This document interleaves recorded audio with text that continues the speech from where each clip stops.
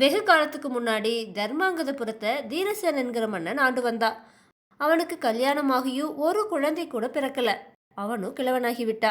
தனக்கு பிறகு நாட்டையாள தன்னுடைய வம்சத்துல யாருமே இல்லைங்கிற கவலை அவனுடைய மனசுல குடிகொண்டுச்சு. ஒரு பௌர்ணமி நேரத்துல தன்னுடைய மாளிகையின் மேல் தளத்துல தீரசேனன் தன் அமைச்சனோடு பேசிக்கொண்டே அங்கும் இங்கும் உலாவிட்டு இருந்தான். அப்ப அவ தன்னுடைய அமைச்சன் கிட்ட, பார்த்தாயா, இந்த நிலவுல மலைகளும் மரங்களும் ஏரிகளும் நதிகளும் எவ்வளவு அழகா தோன்றுது. இதையெல்லாம் விட்டுட்டு நான் இறந்து யமலோகம் காண போறேனே. இந்த பணம், அதிகாரம், அந்தஸ்து இதையெல்லாம் வச்சு மரணத்தை தடுத்து நிறுத்த முடியாதேன்னு பெருமூச்சு விட்டவாறே சொன்னான். அமைச்சனும் அதை கேட்டுட்டு பேசாம இருந்தானே ஒழிய பதில் எதுவும் சொல்லல. அவங்க ரெண்டு பேரும் இப்படி பேசி கொண்டிருக்கையில ஆகாயத்திலிருந்து ஒரு மலர் மன்னனுக்கு பக்கமா வந்து விழுந்துச்சு.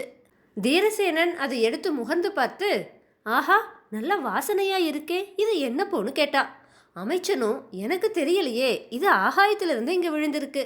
யாராவது கந்தர்வ ஸ்திரீ இதை தன்னுடைய தலையில வச்சுட்டு ஆகாய மார்க்கமா போனப்ப நழுவி விழுந்திருக்கலாம். நாளைக்கு நம்முடைய ஆஸ்தான பண்டிதர்கிட்ட இது பற்றி கேட்கலாம்னு சொன்னான்.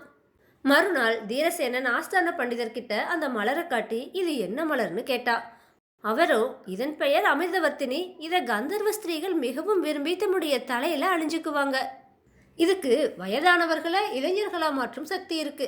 யாராவது ஒரு இளைஞனோ அல்லது இளம் பெண்ணோ இந்த மலரை பயன்படுத்தி தாம் விரும்பும் வயோதிகருக்கு தம்முடைய இளமை போய்விட வேண்டும்னு கடவுளை வேண்டிக் கொண்டா அந்த வயோதிகர் இளமை பெற்று விடுவார். இளமையை கொடுத்த இளைஞர் முதுமையை அடைந்து விடுவார். இவ்வாறு இந்த மலரை பத்தி வைத்திய சாஸ்திரத்துல கூறப்பட்டு இருக்கிறதுன்னு சொன்னாரு. அது கேட்டதும் தீரசேனன் ஒரே அடியா மகிழ்ந்து போனான். அவன் அமைச்சன் கிட்ட, எனக்கு எந்த வாலிபன் தன்னுடைய இளமையை கொடுக்க விரும்புகிறானோ அவனுக்கு என்னுடைய நாட்டுல பாதியை கொடுப்பதா பறைசாற்றுன்னு சொன்னான்.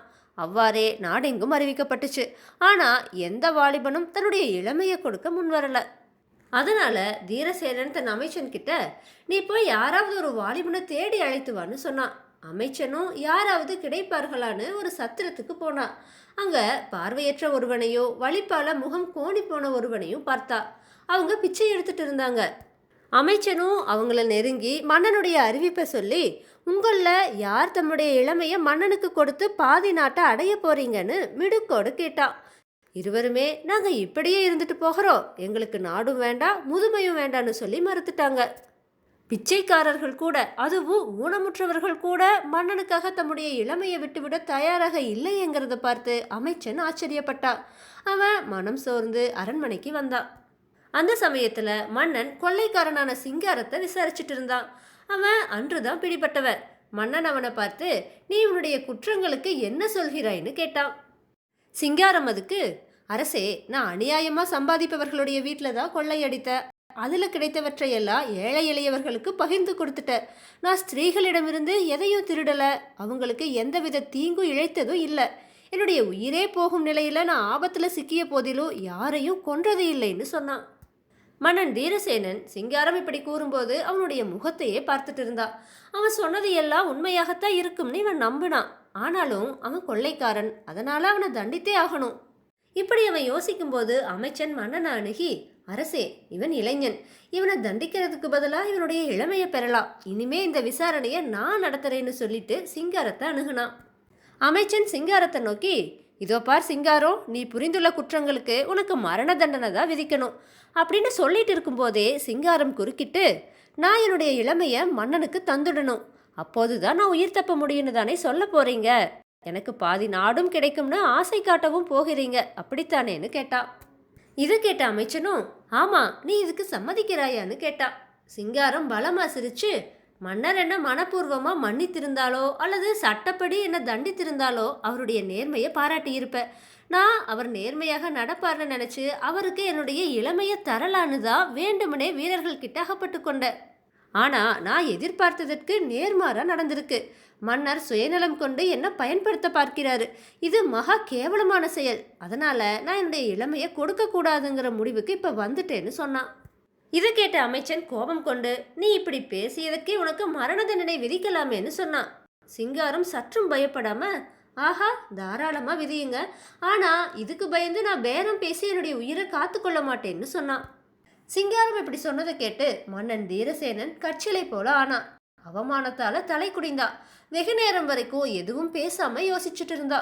அதுக்கப்புறமா அவன் சட்டுன்னு தன்னுடைய சிம்மாசனத்திலிருந்து எழுந்து சிங்காரத்துக்கு பக்கத்துல வந்து அவனை கட்டி தழுவி கொண்டான். மன்னன் தீரசேனன் சிங்காரத்தை நோக்கி, நீ இன்னைக்கு என்னுடைய கண்களை திறந்து வச்சுட்ட.